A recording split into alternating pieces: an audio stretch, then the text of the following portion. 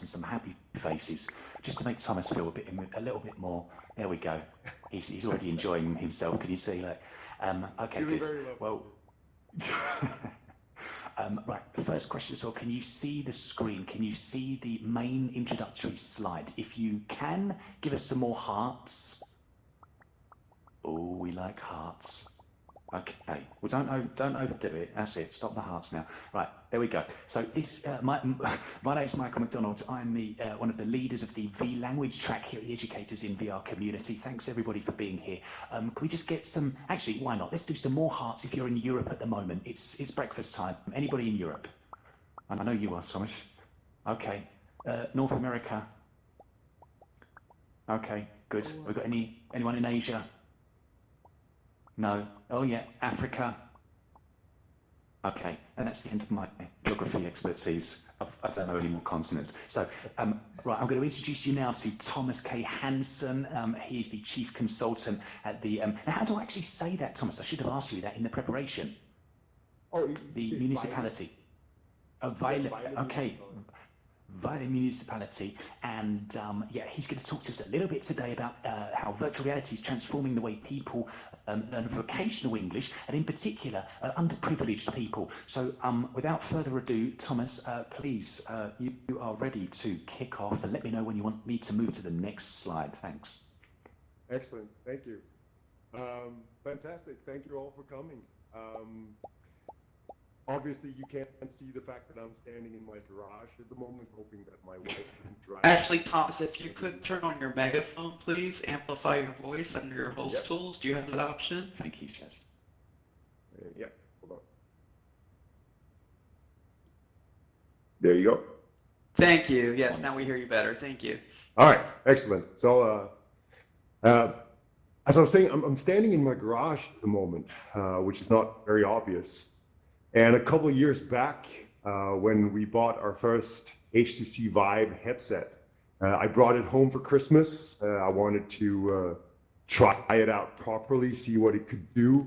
So I installed it in my garage. I wanted to nail a few zombies. So I was playing the Brookhaven experiment, jumping around in my garage. My 4-year-old daughter at the time is standing in the doorway, watching what I'm doing. And she keeps asking me, "Dad, can I try?"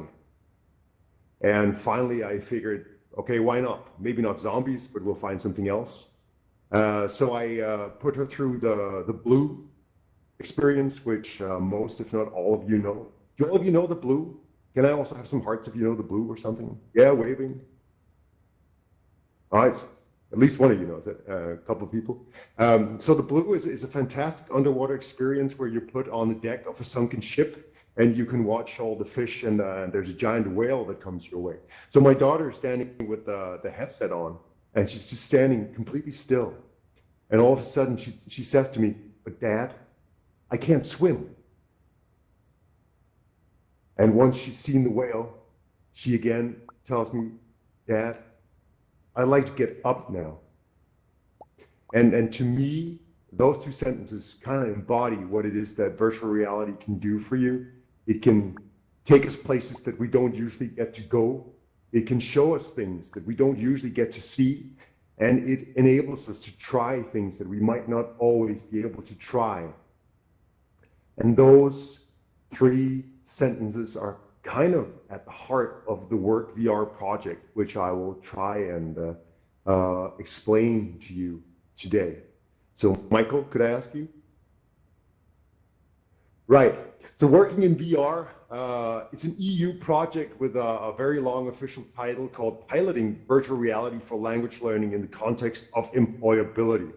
So basically that means that we're trying, or we're currently building a pilot project with the intention of seeing how efficiently we can teach language, culture, and work-related skills via a combination of e-learning and virtual reality.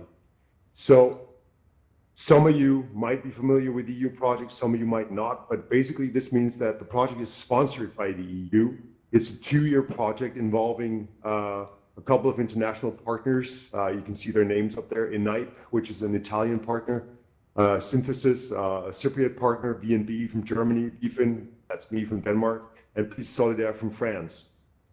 What this means is that, first of all, a lot of international partners. Secondly, it means that whatever we built has to be built in all of the languages. So that's always a challenge when you work in EU projects. So, but before I continue, I'd like to give you a little visual idea of what is it that we're making. So, Michael, can I ask you again? What do you want to be when you grow up? A pilot? A carpenter? Someone who takes care of people? How do you find out? What if you could try first? Now you can. In WorkVR, we're building work-oriented virtual reality simulations for healthcare, building and construction, and hotels and restaurants. WorkVR, available in the summer of 2020.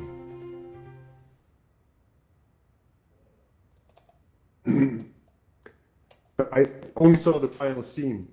I don't know if anybody saw more than me.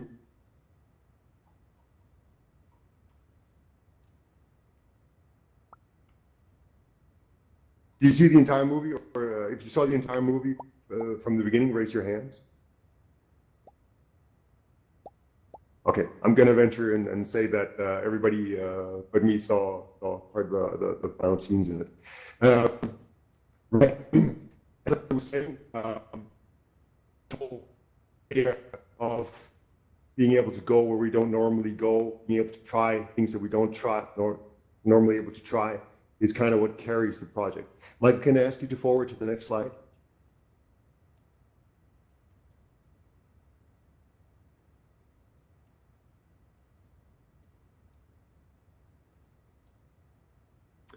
I think Michael might have disappeared. Oh, there we are.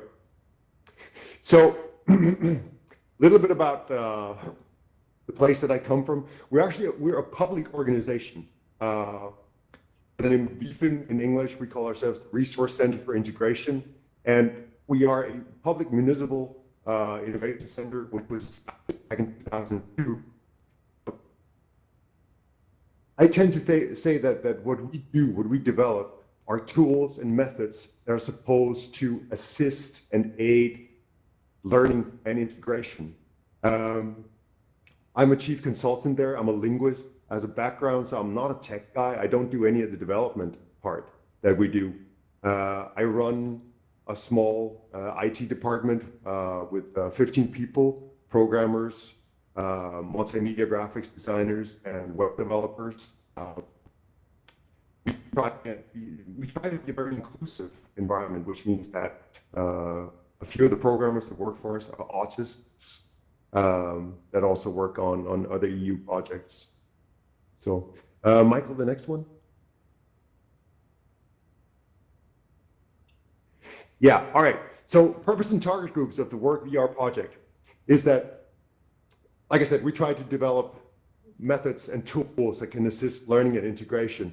And since our primary target group, since we are the Resource Center for Integration, so it's kind of in our DNA that we focus on migrants, immigrants, fugitives, people at the periphery of the workforce that come to our country. Secondarily, we target everybody else that deals with vocational education. It's kind of a trickle-down effect that we have the primary target group, and then there's a lot of other groups that we use at the same time.